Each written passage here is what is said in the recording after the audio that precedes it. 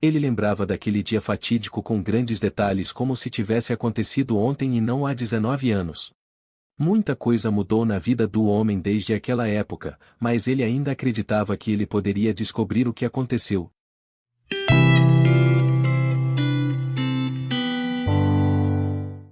Há 19 anos, Emerson Royal, de 6 anos, estava pescando com seu pai Marcelo. A estrada atravessava uma selva densa, era tão desigual e sinuosa que o menino simplesmente cansou de virar a cabeça em direções diferentes. Emerson nunca tinha estado nesta parte da floresta que pairava sobre a estrada, como uma majestosa massa verde.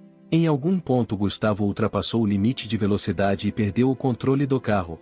A caminhonete capotou e caiu em uma vala. Tudo aconteceu tão rápido que o pequeno Emerson não teve tempo de perceber o que estava acontecendo. Um impacto forte, em seguida, um golpe na cabeça do menino, isso é tudo o que Emerson conseguia lembrar sobre o acidente em si. Quando o menino acordou, seu pai não estava por perto, o menino estava deitado no carro que tinha virado de cabeça para baixo e foi muito danificado. Felizmente Emerson não se machucou e escapou apenas com alguns pequenos ferimentos. Vendo que seu pai não estava em lugar nenhum, o menino saiu do carro e olhou ao redor. Emerson estava cercado por uma selva densa por todos os lados, era assustador e fascinante. Tendo encontrado sua mochila, o menino decidiu explorar a área. A princípio, Emerson tentou não ir muito longe do carro e se manteve dentro dele a maioria das vezes. Mas com o passar do tempo o menino ficou mais ousado e foi mais para dentro da selva do que deveria. Emerson tinha certeza de que estava indo em linha reta o tempo todo, mas na verdade ele foi um pouco para a esquerda e se perdeu. O menino estava tendo problemas para encontrar o carro desde que ele tinha perdido de vista o caminho que ele estava antes. Emerson vagou pelos densos matagais por várias horas até que ele finalmente saiu em um rio. O menino comeu alguns sanduíches da sua mochila que sua mãe tinha preparado para ele, antes de ir pescar. Foi graças a esta comida simples que Emerson conseguiu durar mais alguns dias em que ficou sem comida. O menino percebeu que não tinha ninguém para contar a não ser ele mesmo. Vários dias se passaram desde o acidente, mas ninguém parecia estar olhando para ele. Onde está meu pai? Ele não pode ter desaparecido sem deixar rastros. Emerson pensou vagando ao longo da costa. A única coisa que salvou o menino foi o fato de ele não ter se entregado ao pânico e de conseguir manter o controle de suas emoções. À noite ele subia em uma árvore e dormia lá, temendo o ataque de predadores. Durante o dia ele caminhava ao longo do rio na esperança de chegar à cidade. Infelizmente Estevam não sabia disso, mas em vez de seguir para a civilização, ele estava indo na direção oposta. Mesmo um adulto podia facilmente se perder nas densas selvas do nordeste da Argentina se deixado sozinho, quem dirá um menino de 6 anos. Involuntariamente Emerson foi tão fundo na selva que era simplesmente impossível sair sem ajuda externa. O que aconteceu um pouco depois só poderia ser chamado de milagre. Exausto, o menino se deparou com alguns pescadores que viviam em uma vila localizada no coração da selva. Tendo notado o menino indo em direção para eles, os homens não podiam acreditar no que seus olhos estavam vendo. Em primeiro lugar, sem fazer perguntas, um dos pescadores pegou o menino e correu para a aldeia. O curandeiro local tratou de rapidamente preparar uma poção para certificar que os pequenos ferimentos não iriam mais causar desconforto ao pequeno viajante. Depois que a irmã do pescador alimentou Emerson com um jantar delicioso, o menino começou a se sentir melhor. Claro, o menino imediatamente disse aos aldeões sobre o que aconteceu e como ele perdeu seu pai. Eles acharam a história do pequeno Emerson verdadeiramente chocante. Eles entenderam que se o menino não tivesse encontrado o acampamento do pescador ele provavelmente teria morrido logo. O problema é que seria muito difícil devolver o menino à sua cidade natal. Primeiro de tudo, a estação chuvosa foi se aproximando, o que significava que qualquer movimento na floresta precisava ser minimizado e, em segundo lugar, os aldeões viviam em sua própria comunidade religiosa que praticamente excluía qualquer contato com pessoas do mundo exterior. Felizmente eles não mantiveram Emerson como prisioneiro e o menino podia deixar a vila a qualquer momento.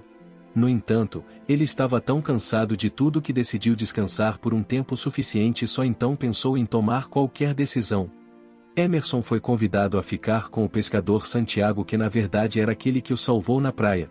A esposa do pescador havia morrido há alguns anos, deixando-o viúvo sem filhos. Santiago não pôde se casar de novo, e embora sempre tenha sonhado em ter um filho, quando o pescador viu Emerson na beira do rio, ele decidiu que era um presente de Deus por todos os anos solitários e todas as dificuldades. Ele cercou o menino com cuidado e atenção. Santiago assumiu o papel de seu pai, que nunca foi encontrado. Tendo decidido ficar na aldeia por um tempo, Emerson acabou ficando lá por 19 anos. Nessa época ele aprendeu a pescar, cozinhar e fazer barcos de árvore. Os aldeões desde muito tempo consideravam Emerson como um membro de sua comunidade religiosa e valorizaram seu trabalho árduo e bom coração. Na época que fez 24 anos, o jovem estava cuidando não apenas de seu pai idoso, mas também de sua noiva. Olhando para seu filho imponente e forte, Santiago não podia ser mais feliz com o fato de que o destino tinha dado a ele tal presente, há 19 anos. Emerson estava noivo da filha do líder local e esperava se casar com ela em um futuro próximo. Dalila era uma jovem atraente e modesta cujo rosto lembrava Emerson de sua mãe. Infelizmente, depois de tantos anos passados na vila de pescadores, Emerson mal poderia lembrar de seus pais. Claro que ele ainda amava sua mãe e seu pai, mas com a distância e com tantos anos depois, não era o mesmo tipo de amor que os membros da família comumente têm uns pelos outros. Quando o casal foi morar juntos, Dalila conheceu a história do noivo e, portanto, o apoiou de todas as maneiras possíveis. Emerson sentiu o quanto ela se importava com ele, e tentou ser compassivo e gentil durante todos esses anos. Emerson não conseguia se livrar dos pensamentos sobre seu pai e sobre o que havia acontecido com Gustavo. Será que ele havia conseguido voltar para o carro? Ou será que ele tinha se tornado uma vítima de alguns predadores da floresta? Ninguém poderia responder a estas perguntas, exceto o próprio Gustavo. Emerson não conseguia entender como o homem poderia desaparecer do nada como se fosse ar. Eu acho que meu pai está vivo, ele não poderia simplesmente desaparecer sem deixar rastros, preciso ir ao local do acidente e dar uma olhada, Emerson disse na hora do jantar. Dalila olhou ansiosamente para o noivo, mas não tentou contrariá-lo. A mulher entendeu que Emerson precisava descobrir o que aconteceu com seu pai para aceitar seu passado. Foi por isso que Dalila embalou comida suficiente para o homem durar 3 dias, e também um cobertor quente para passar a noite na selva que naquela época do ano era muito fria. Emerson se despediu de sua noiva e então partiu. Em todos esses 19 anos o homem nunca tinha estado naquela parte da selva, onde seu pai e ele haviam se acidentado. O mais interessante foi que Emerson lembrou-se perfeitamente do caminho como se houvesse um GPS embutido em sua cabeça. Tendo visto a caminhonete acidentada, o jovem começou a sentir todos os tipos de sensações. Por um lado, Emerson estava feliz por ele ter conseguido encontrar a cena do acidente, mas por outro lado ele estava forçado a reviver tudo o que aconteceu há 19 anos.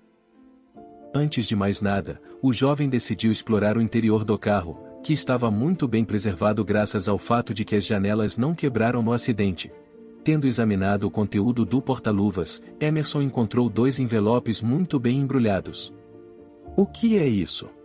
O homem pensou já abrindo o pacote. Um dos envelopes era endereçado a Gustavo Royal, seu pai desaparecido. Tendo lido a primeira carta, Emerson empalideceu e levou as mãos à cabeça. O homem ficou realmente chocado com a carta escrita pela mãe de Emerson. Ela acusava seu marido de várias coisas, inclusive de traição. A segunda carta foi escrita por Gustavo. O homem escreveu que estava cansado de criar o filho de outra pessoa e que ele pretendia deixar o menino na selva. A confissão de seu pai chocou Emerson, ainda mais depois de ler a carta de sua mãe. Ele nunca nem desconfiou que Gustavo havia se casado com sua mãe quando ela já estava grávida. O pai de Emerson morreu em um acidente. Gustavo decidiu ajudar a jovem viúva e deu a seu filho seu sobrenome. Mas isso nem foi a pior parte. O pior foi que Gustavo armou o acidente para se livrar de Emerson, que de acordo com a carta, o impedia de viver sua vida do jeito que ele queria. Naquele dia Gustavo chorou como nunca havia chorado em sua vida. A compreensão da terrível verdade destruiu o mundo de fantasias que ele tinha construído para si mesmo ao longo destes 19 anos. Tendo retornado à vila, Emerson contou tudo à sua noiva e a Santiago. Depois de pensar bastante, o jovem decidiu encontrar sua mãe e convidá-la para o casamento dele. Emerson decidiu esquecer tudo sobre Gustavo. Ele não queria nada com alguém que era tão terrível. O homem conseguiu encontrar sua mãe e eventualmente se desculpou por ter demorado tanto para fazer contato. Apesar de ser um grande mentiroso e tendo ligações na prefeitura, Gustavo ainda não conseguiu evitar de enfrentar punição. O caso do Emerson foi ressuscitado, recebeu ampla divulgação e foi simplesmente impossível abafar. O público condenou as ações de Gustavo e exigiu a punição mais severa para ele. Tendo encontrado sua mãe, Emerson voltou para a aldeia onde se casou com Dalila de acordo com todos os costumes locais. Mais tarde descobriu-se que ela já estava grávida na época. Olhando para a família feliz, o pescador Santiago não resistiu e foi às lágrimas. Ele não parava de agradecer ao céu, por dar a ele a chance de não apenas tornar-se um pai, mas também um amado avô. A história de hoje chegou ao fim. Não se esqueça de comentar qual lição você tirou dela. Também deixe um like no vídeo, se inscreva para não perder os próximos vídeos, e veja outra história aqui no canal. Grande abraço.